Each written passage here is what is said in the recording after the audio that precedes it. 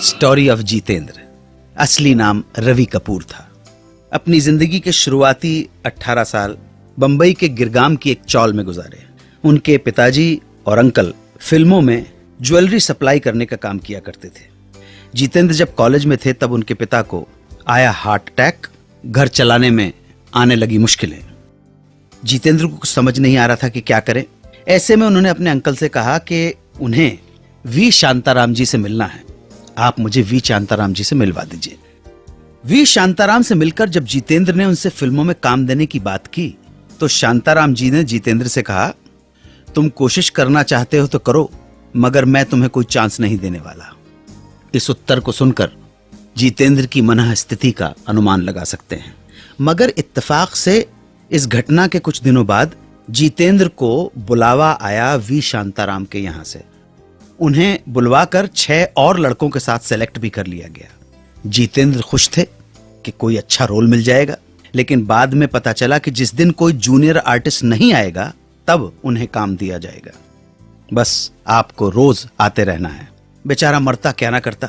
चक्कर लगने लगे राजकमल स्टूडियो के। पगार 105 रुपया महीना। दिन निकलने लगे, मगर इसी दौरान काम करते करते जितेंद्र वी शांताराम जी की आंखों में चढ़ गए। फिल्म सहरा के बाद जब वी शांताराम ने अपनी अगली फिल्म की शुरुआत की तो जितेंद्र को स्क्रीन टेस्ट के लिए बुलवाया गया। जितेंद्र को इस बुलावे पर खुशी तो हुई, लेकिन हैरानी भी थी, क्योंकि फिल्म सहरा के स्क्रीन टेस्ट के दौरान वो एक डायलॉग ठीक से नहीं बोल पाए थे। इसके लिए उन्होंने 30 टेक भी दिए। वो डायलॉग था, सरदार सरदार दुश्मन टिड्डी दल की तरह गोलियां बरसाते हुए आ रहे हैं। 30 टेक के बावजूद डायलॉग ठीक नहीं बोल पाए, रिजेक्ट कर दिए गए। ये सारी बातों के बावजूद शांताराम जी ने उन्हें फिर बुलवाया है। जितेंद्र बताते हैं कि बड़ी मुश्किल से उनका स्क्रीन टेस्ट क्लियर हुआ और उन्हें फिल्म के लिए सिलेक्ट कर लिया गया, जिसका नाम था गीत गाया पत्थरों ने। वी शांताराम ने ही उनका नाम रवि कपूर से बदलकर जितेंद्र कर दिया। स्क्रीन नेम हो गया जितेंद्र। फिल्म तो मिल गई, मगर जो पैसे वो एक्स्ट्रा के रूप में कमाते थे वो घट गए।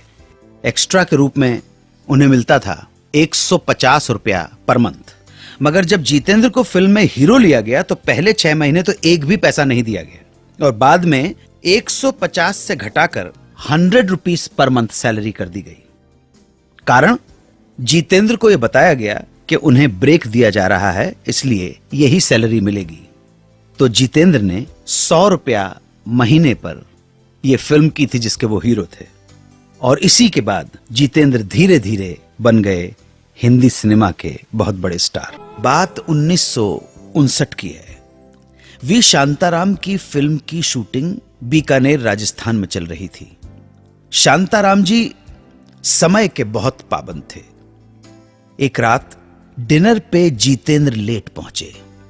अनुशासन प्रिय शांताराम को जितेंद्र की ये लेट लतीफी बिल्कुल पसंद नहीं आई और वो बहुत गुस्सा हो गए।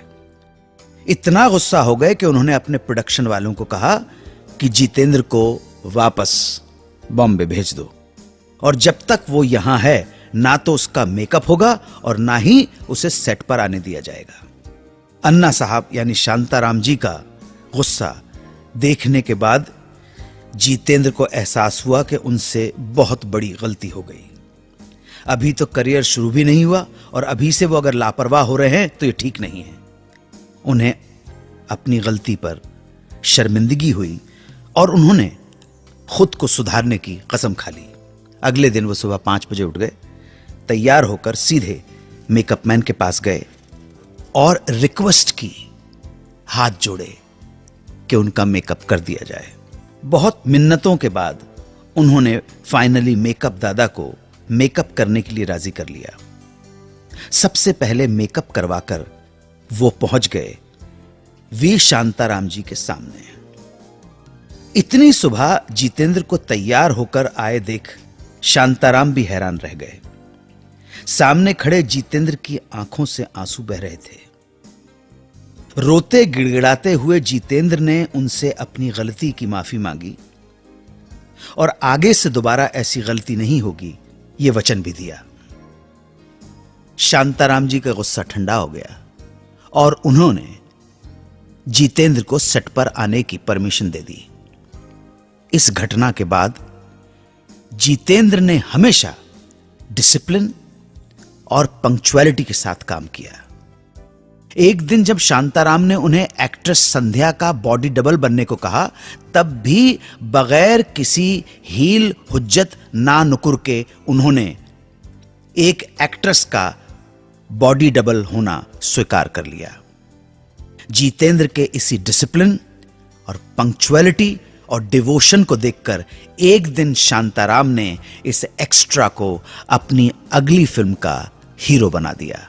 फिल्म थी गीत गाया पत्थरों ने। इस इंडस्ट्री में बहुत कम ऐसे कलाकार हुए हैं दोस्तों, जिन्होंने एक एक्स्ट्रा आर्टिस्ट, जूनियर आर्टिस्ट से लेकर हीरो बनने तक का सफर तय किया है, और हमारे जीतू साहब उसकी जीती जागती मिसाल। 92.7 बिग FM पर आप सुन रहे हैं सुहाना सफर विद अनु कपूर।